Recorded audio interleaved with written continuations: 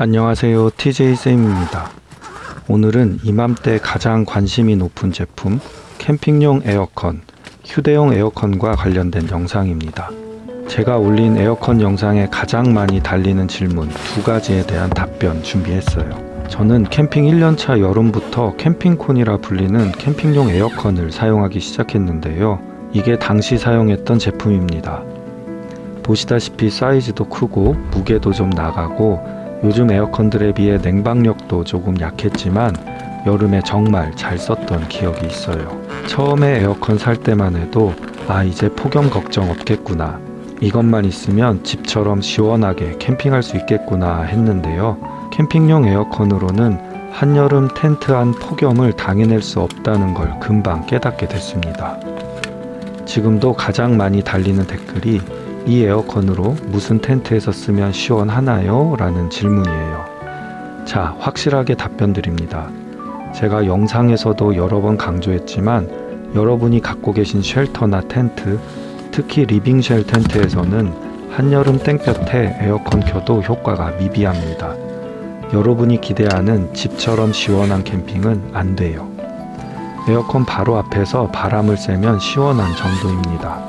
제가 다년간 에어컨 쓰면서 찾아낸 최적의 활용법은 첫째, 나무 그늘 아래 3, 4인용 정도 작은 텐트 또는 거실형 텐트의 이너 텐트에서 사용하거나 블랙 코팅 타프 아래 2인용 작은 텐트에 켜두면 한여름 폭염에도 텐트 안에서 땀 흘리지 않고 낮잠 잘 수 있는 정도였어요. 다만 제가 에어컨 성능을 가장 인정하는 부분은 바로 제습 성능이었어요. 여름, 특히 장마철은 더위도 더위지만 습기로 인한 꿉꿉함 때문에 캠핑하기 정말 힘들거든요. 장마철 비 올 때는 벙커돔 정도 사이즈 돔 쉘터나 리빙쉘 텐트 거실에 틀어놓고 정말 쾌적하게 캠핑했던 기억이 있습니다. 결론적으로 캠핑용 에어컨은 냉방 성능에 한계가 있으니 기대가 너무 크면 반드시 실망하게 돼 있어요. 가정용 에어컨 성능을 기대하시면 절대 안 되고, 한여름 폭염에는 그늘 아래 작은 침실용 텐트에서, 장마철 우중 캠핑에는 제습을 주 목적으로 사용하신다면 기대만큼의 충분한 효과를 보실 수 있을 거예요.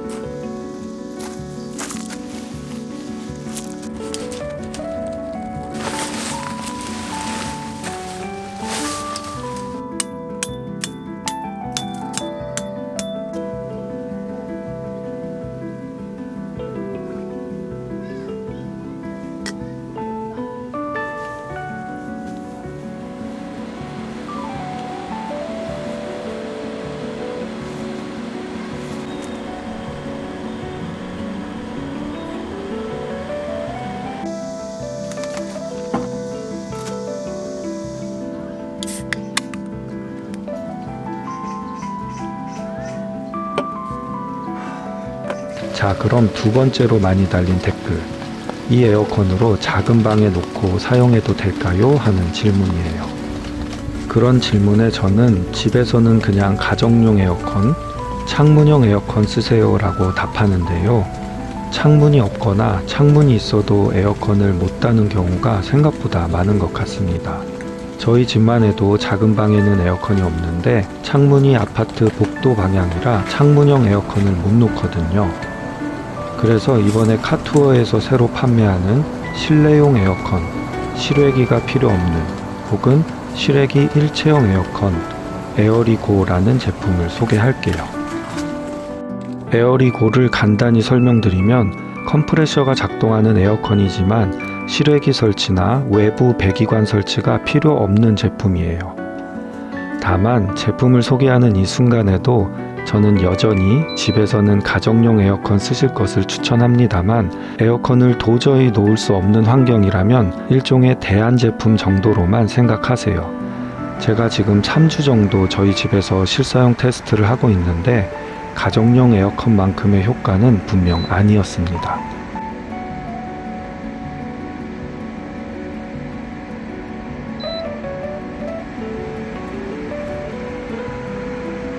앞으로 나오는 바람은 확실히 차가워요.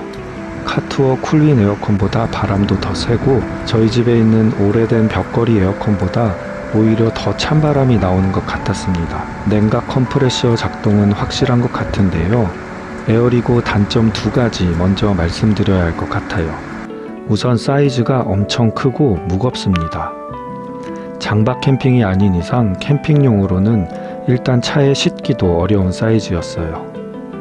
집에서 쓸 때 사이즈는 큰 문제가 되지 않는다고 치고 두 번째 단점은 바로 소음이었는데요. 저소음 제품이라고는 하는데 솔직히 저소음은 아니었습니다. 카투어 쿨윈 같은 휴대용 에어컨 소음과 비슷하거나 실내에서 작동해서 그런지 살짝 더 크게도 느껴졌어요.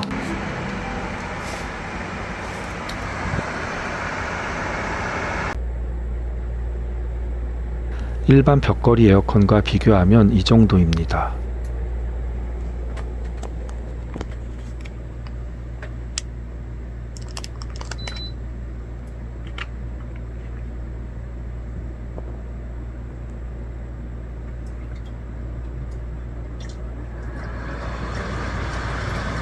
벽걸이 에어컨과 실외기 소음을 합쳐놓은 정도라 보시면 되는데 만약 작은 방에 이 에어컨을 놓는다면 컴퓨터 작업을 하거나 TV를 볼 때 헤드폰이 필요할 것 같아요.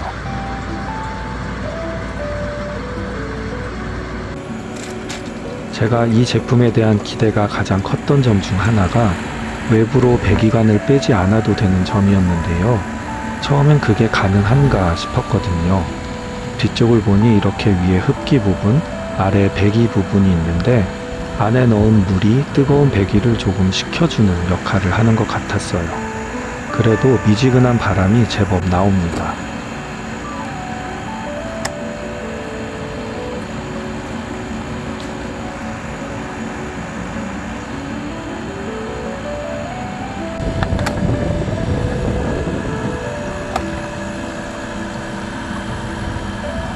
앞으로는 에어컨에 차가운 바람이 나오긴 하지만 뒤로도 더운 바람이 나오고 습도도 올라가는 것 같았어요. 저는 한 대여섯 평 정도 되는 공간에서 테스트했는데 더운 바람이 나가도록 베란다 문을 열어봤어요. 하지만 이렇게 하면 에어컨의 더운 바람은 밖으로 나가지만 실내에 차가워진 공기도 밖으로 나가거나 외부의 더운 공기가 안으로 들어온다는 단점이 또 생기더라고요.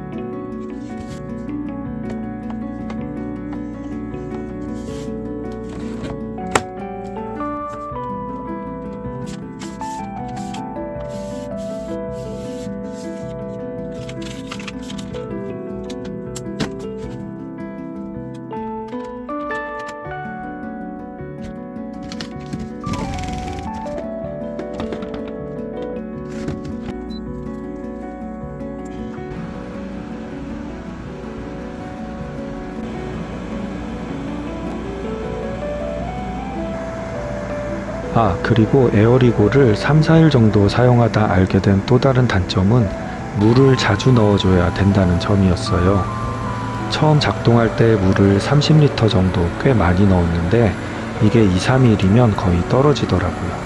그렇다 보니 거의 매일 10에서 20리터 정도 물을 넣어야 된다는 불편이 있었습니다.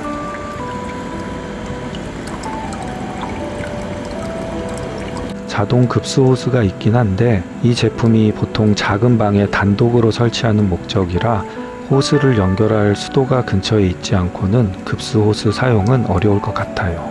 저는 사실 에어리고 제품을 거실에 놓고 잘 쓰고 있긴 합니다.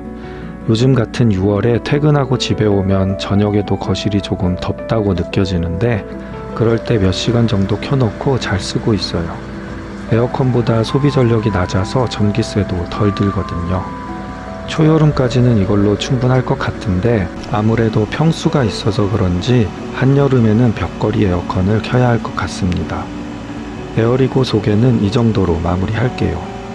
다시 한번 말씀드리지만 가정에서는 웬만하면 가정용 에어컨, 벽걸이나 창문형 에어컨을 추천하지만 이런저런 사정으로 에어컨 설치가 어려운 경우 플랜 B, 대안 정도로 이 제품도 고려해 보세요. 사실 저도 잘 쓰고는 있지만 사용 환경에 따라 차이가 많을 것 같아서 적극 추천한다기보다 이런 제품도 있다 소개하는 정도로 촬영해 봤습니다. 얼마 전 소개한 카투어 쿨윈 25년 신형 에어컨은 캠핑용으로 적극 추천하는 제품이 맞고요.